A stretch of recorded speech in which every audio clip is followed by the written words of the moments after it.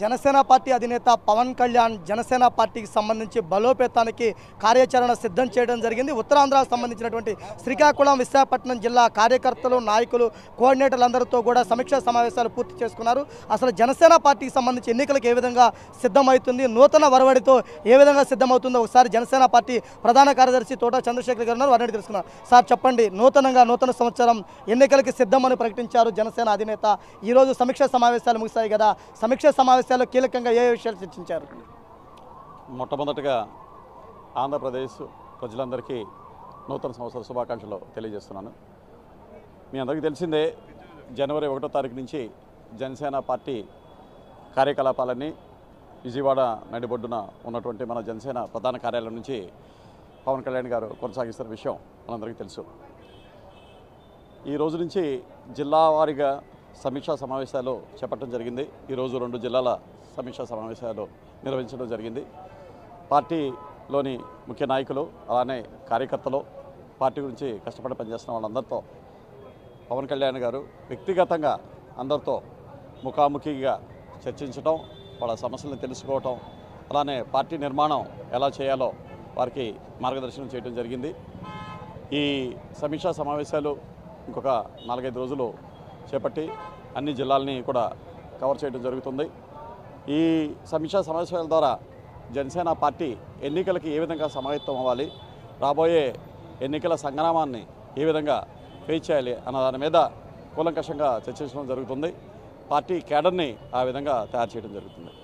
అంటే రానున్న ఎన్నికలకి సంబంధించి జనసేన పార్టీ యువతకు, మహిళలకు పెద్దపీట వేస్తాం, అధిక స్థానాలు సీట్లు ఇస్తామంటున్నారు.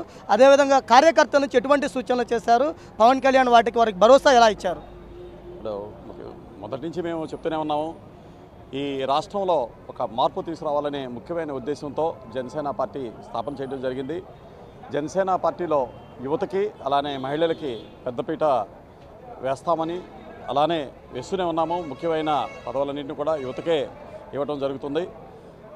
ఈరోజు కూడా పార్టీ అధ్యక్షులు పవన్ కళ్యాణ్ గారు చెప్పడం జరిగింది, ఈ జనసేన పార్టీలో యువతకి, ముఖ్యంగా మహిళలకి మంచి స్థానం కల్పించడం, తద్వారా ఈ రాష్ట్రంలో ఒక మంచి ప్రభుత్వాన్ని స్థాపించడానికి, అలానే ఒక మార్పు తీసుకురావడానికి మేము కంకణం కట్టుకొని ఉన్నాం. ఆ విధంగానే కార్యకర్తలందరికీ మార్గనిర్దేశనం చేయడం జరుగుతుంది. జనసేన పార్టీ గుర్తును ప్రజల్లోకి ఏ విధంగా తీసుకెళ్తున్నారు?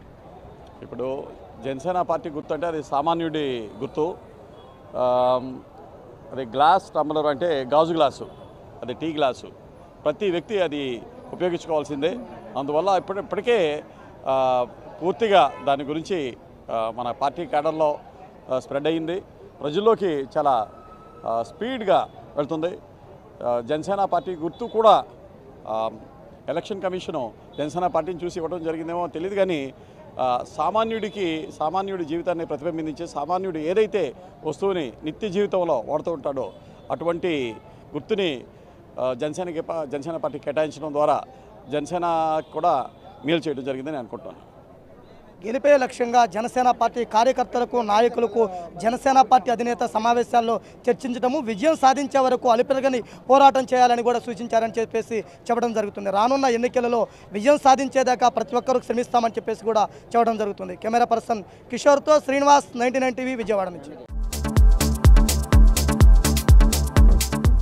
Please subscribe to new waves. ఇలాంటి మరిన్ని మంచి వీడియోలు కావాలని కోరుకుంటున్నారా? అయితే పక్కనే ఉన్న గంట సింబల్ను క్లిక్ చేయండి. అలాగే సబ్స్క్రైబ్ చేయండి.